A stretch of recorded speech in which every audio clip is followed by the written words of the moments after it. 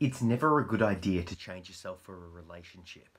This could be friendship, romantic, or, a workplace environment. Don't change yourself to fit in to someone else's expectations because it ultimately won't last. Let's say you want to get with someone and they've got a certain set of interests or beliefs or ideals that you don't hold yet. And you're like, yeah, but I really like this person, so I'll change myself to be with that person. Or you want to work for a job and the money's good or whatever like that, so it's appealing to you, but the workplace or the people that work there don't quite gel with you. They have different values, those sort of things. Or there's a friendship group and you want to be a part of the friendship group, but they're doing activities that you don't like, or they've got interests that don't quite gel with you, and you think, oh, I'll change myself to fit in. I can learn to be, I can learn to like what they like. I can learn to do what they do. It'll be okay in the long run. I'll just fit in and I've got friends. It's good. This is bound to turn out poorly. The reason being is that if you change yourself for someone else or something else, that change can't last. Like I can adapt to fit into a particular social situation. If I'm, personally, I don't like big, bright, sort of highly social events. It stresses me out, right? I'm quite introverted as a person. That being said, if you put me in a social situation that is, there's lots of people around and lots of stuff happening, I can fit in for a while. I can act for a while. I can even enjoy myself for a while. But that's not who I am.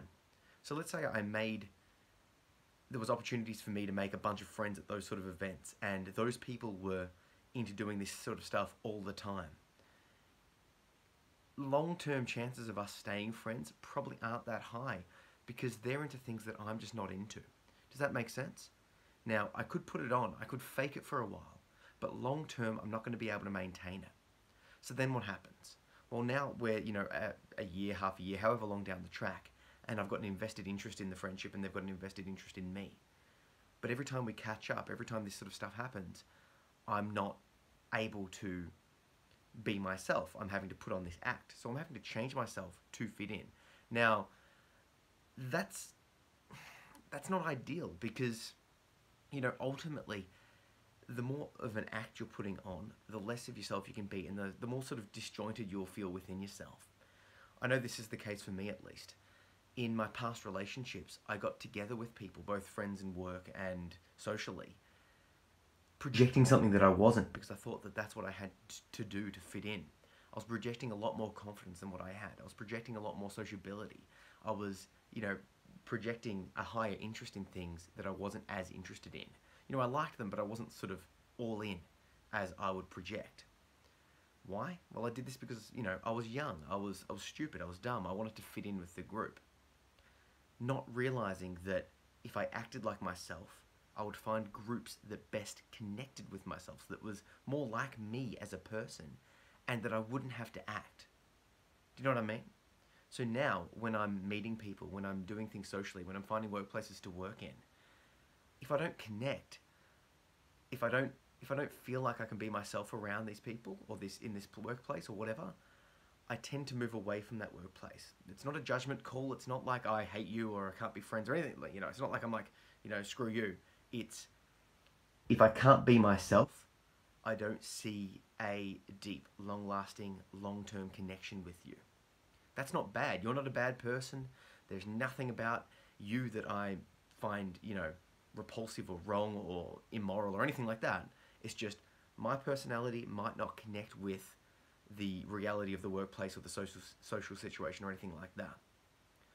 Now, there are obviously circumstances where or moods where I'll feel like I want to connect in that sort of way. So let's take the extroversion example. I've got friends that are quite extroverted, and when I associate with them, when I'm in that mood and when I'm sort of in that frame of mind, I love seeing them. But it's more of a sometimes food. Does that make sense? Like if I was to hang out and do those activities all the time, I'd become too overwhelmed. I couldn't handle it. But I still enjoy their company, but on a basis that I'm comfortable with. The older I get, the more I sort of reflect back, the more I'm trying to hone the relationships to best suit who I am. This has involved some relationships getting a lot stronger over time and some other relationships sort of drifting apart. But, like if I've tried to hold on to those relationships, it just it just leads to repetitions of old behaviors and old patterns and old things that I just am not that comfortable with. And upon retrospect, the other people aren't that happy with it either. What I found to be the best approach now is to work out who I am, what I like now, and start gearing my friendships and relationships and workplaces towards that. Yes, there will be compromises. Yes, I'll have to do things that I don't like in general, and that's the case for everything. But for the most part, I try to make sure to best connect with, associate with, work in with people and places that I connect with as myself, so I don't have to act. Because I tell you what, it takes too much energy to keep putting on an act. It takes too much of a show to put on an act. I think that people get into this habit based on what happens to them in high school. In high school, you're around a group of friends that are you're forced to be with them based on proximity. You know, think of the people that you went to school with, right? How many of them would have you chosen to associate with if you didn't have to be, if you weren't forced to be around them every day for 6 years or 12 years or however long you spent at school with them?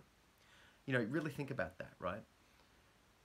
A lot of the time, the people that you're friends with from school is because you're forced to adapt to the social situation that's just not normal for the rest of your life. The people in your class, the people in your year level are the ones that you're sort of forced to be friends with. And I feel like people sort of get into the habit of changing themselves to fit in with the social group that exists in their environment, as opposed to stepping back and going, who am I now as a person, and who do I want to connect with? The best way I've found to find people that I actually enjoy, that I'm actually connecting with on a personality level and on an interests level, is to start looking at what I enjoy doing. So me personally, I enjoy writing. I enjoy my martial art. I enjoy a bunch of things like that, and I go, well, how can I find people that do the things that I do and like the things that I do? I look to sporting clubs, I look to online communities, I look to connect with people that I know in my life that are doing the things that I'm doing and develop friendships from there. And when they recommend someone to me, they're like, oh, hey, you know, do you know how you like writing? Do you know how you like meditating and martial arts and camping and XYZ? I know someone that would be right down your alley for that. And they set me up, and then, you know, that's how you make new friends in that way. So the basic thing I'm trying to get across is try not to act, or try to step back from that act and start making connections with people without having to act. Because trust me, that you will find far deeper connections, and it'll be just fluid. It won't be a pain. It won't take a lot of effort. It'll just happen. So let me know in the comments below how you feel about this. And if you like what this video is all about, please like, share, and subscribe for more.